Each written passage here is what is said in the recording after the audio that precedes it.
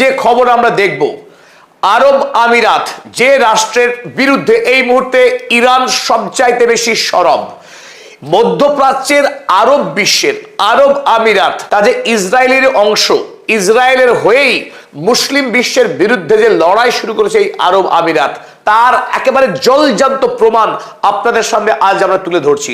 গতকাল এই আরব আমিরাত যখন গাজার নিরীহ শিশুরা খুন হচ্ছিল, তারা বাবা মাকে হারিয়ে যখন আর্তচিৎকার করছিল, সেই শিশুদের হাহাকার কিন্তু কানে পৌঁছায়নি আরব আমিরাতের শাসকদের।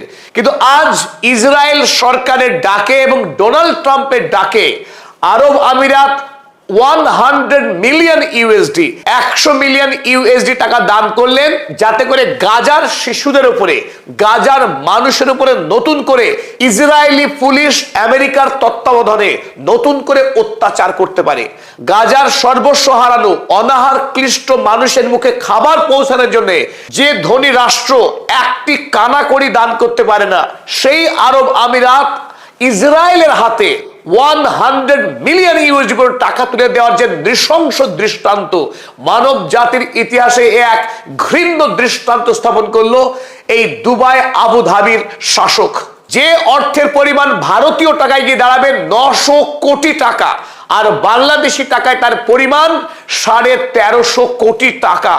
এই বিপুল পরিমাণ টাকার যদি অর্ধাংশ কিংবা 25% পেত গাজার মানুষ, যারা 17 লক্ষ মানুষ এই মুহূর্তে টেন্টে বাস করছে কোন রকম পরিষেবা ছাড়া, সেই অনাহার ক্লিষ্ট মানুষ যাদের কাছে খাবার নেই, বিদ্যুৎ নেই, নেই রাজ্যের বাসিন্দা, আর যাদের মাথার উপরে কেবল বোমা বর্ষণ চলছে, প্রতিদিন ইসরায়েলি আইডিএফ সেনা গণহত্যা চালাচ্ছে আজ পর্যন্ত যে গাজা ভূমিতে, সেই গাজা ভূমিতে নতুন করে ইসরায়েল এবং মার্কিনী সেনা তারা পুলিশি প্রশিক্ষণ, সেখানে পুলিশ মোতায়েনের জন্য ইন্টারন্যাশনাল স্টেবিলাইজেশন ফোর্স ISF আসার আগে নতুন করে হামাসকে নিরস্ত্রীকরণ এবং গাজা ভূমির উপরে ইসরায়েলের নিয়ন্ত্রণ তৈরি করবার জন্য যে পুলিশি ব্যবস্থা তৈরি হবে, সেই পুলিশি প্রশিক্ষণের জন্য এই আরব আমিরাতের মোহাম্মদ বিন জায়েদ আল নাহিয়ানরা 100 মিলিয়ন ইউএসডি টাকা দান করলেন ডোনাল্ড ট্রাম্পের বোর্ড অফ পিসকে।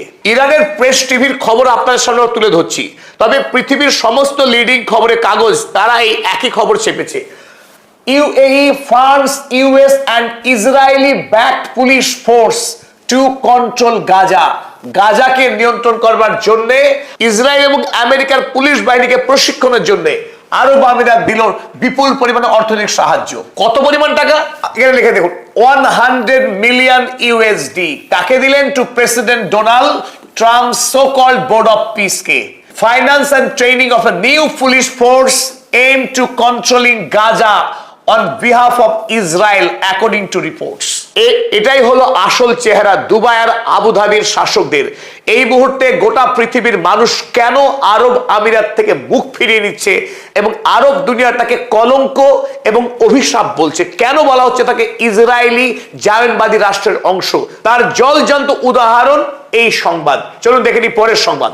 আর সাম্প্রতিক সময়ে এই আরব আমিরাত গোটা আরব বিশ্বের বিরুদ্ধে চক্রান্তে লিপ্ত থাকার জন্য এবং ইরানের বিরুদ্ধে সমস্ত রকম ষড়যন্ত্রে লিপ্ত থাকা ইসরায়েলি সৈন্যবাহিনীকে আরব আমিরাতের পবিত্র মাটিতে জায়গা দেওয়া, আমেরিকার সঙ্গে লিপ্ত হওয়া ষড়যন্ত্রে ইরানকে ধ্বংস করার সমস্ত রকম বন্দোবস্ত করার চেষ্টা করা, সর্বোপরি গাজাতে নিরীহ ফিলিস্তিনিদেরকে খুন করার চক্রান্তে অর্থ সাহায্য করা, এই সমস্ত ঘৃণ্য কাজের জন্য ইরান আজ সরকারিভাবে এই আরব আমিরাত রাষ্ট্রকে শত্রু রাষ্ট্রের সামরিক ঘাঁটি বলে চিহ্নিত করেছে।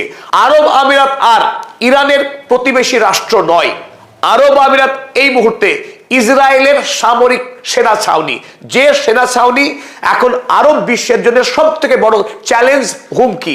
অতএব ইরান আরব আমিরাতকে আর কোনোভাবেই প্রতিবেশী রাষ্ট্র হিসেবে দেখতে নারাজ, তাকে ইসরায়েলি রাষ্ট্রের একটি অংশ, সামরিক ঘাঁটি হিসেবে ঘোষণা করলো গতকাল। চলুন আমরা দেখে নিই ইরানের পক্ষে কি লেখা হয়েছে। ইরানের পার্লামেন্টের সদস্য আলী খেজরিয়ান তিনি গতকাল মন্তব্য করেছেন, মন্তব্য আমরা দেখে নেব।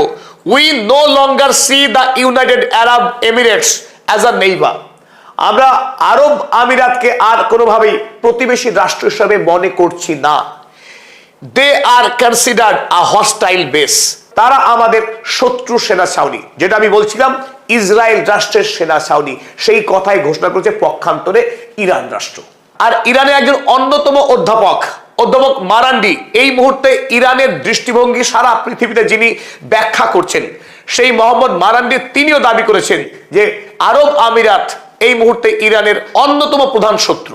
ইরান এবং আমেরিকার খবরে ফেরা যাক। এখনো পর্যন্ত আমেরিকা ওমান উপসাগরে তার যে নৌ অবরোধ, সেই নৌ অবরোধ চালিয়ে যাচ্ছে।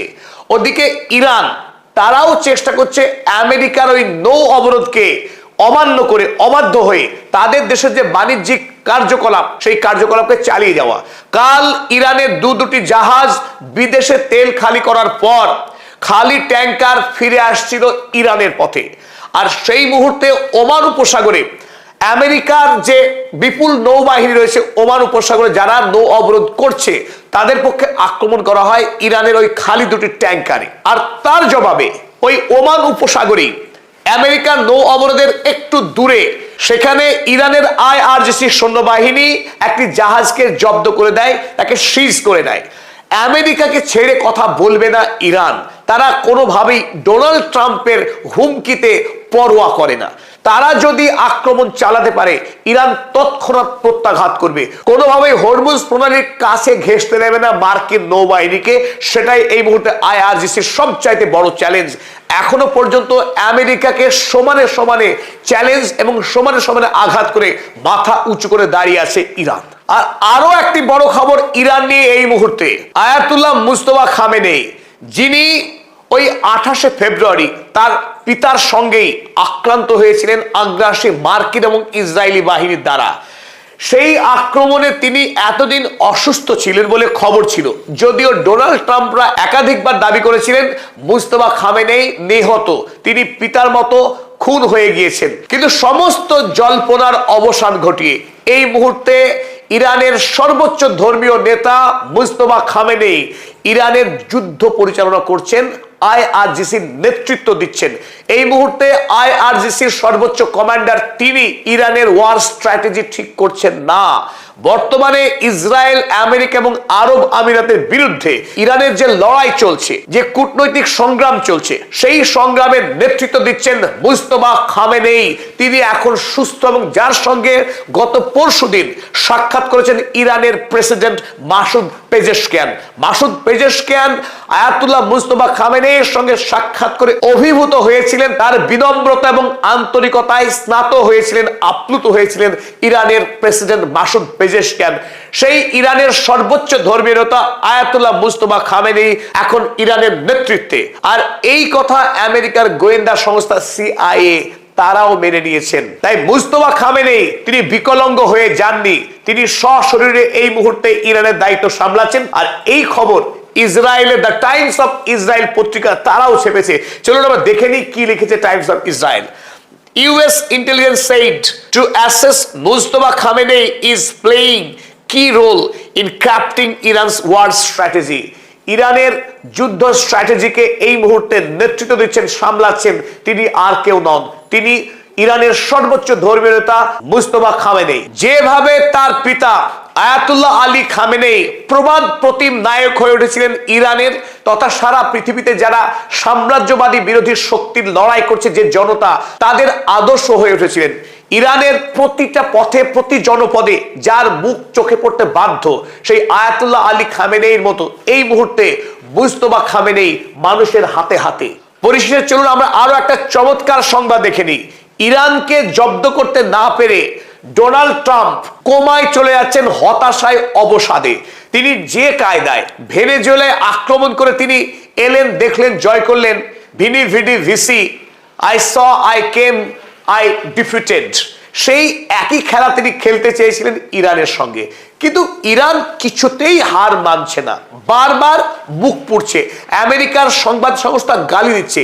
তাই এই হতাশা থেকে বাঁচার জন্য তিনি একটা ম্যাজিক্যাল টুইস্ট মেরেছেন, আবারও আক্রমণ করলেন ভেনেজুয়েলাকে। লক্ষ্য কি? ভেনেজুয়েলার হাতে থাকা 10.5 কিলোগ্রাম এনরিচড ইউরেনিয়ামকে লুট করার কাজ করলেন ডোনাল্ড ট্রাম্প। ইরানের কাছে থাকা 441 কেজি এনরিচড ইউরেনিয়াম, যার দিকে পাখির চোখ রেখেছেন ডোনাল্ড ট্রাম্প, তিনি জোর দাবি করেছেন ইরান কোনোভাবেই পারমাণবিক বোমা বানাতে পারবে না। তিনি ইরানকে নাকি পারমাণবিক বোমা বানাতে দেবেন না, এমনকি ইরানের কাছে থাকা ওই এনরিচড ইউরেনিয়াম তিনি ছলে বলে কলে কৌশলে যে কোনো মূল্যে কেড়ে নেবেন, কিন্তু পারেননি। অগত্যা আবারও সেই সফট টার্গেট ভেনেজুয়েলা। এবার কিন্তু তিনি ইউরোপকে সঙ্গে নিয়েছেন।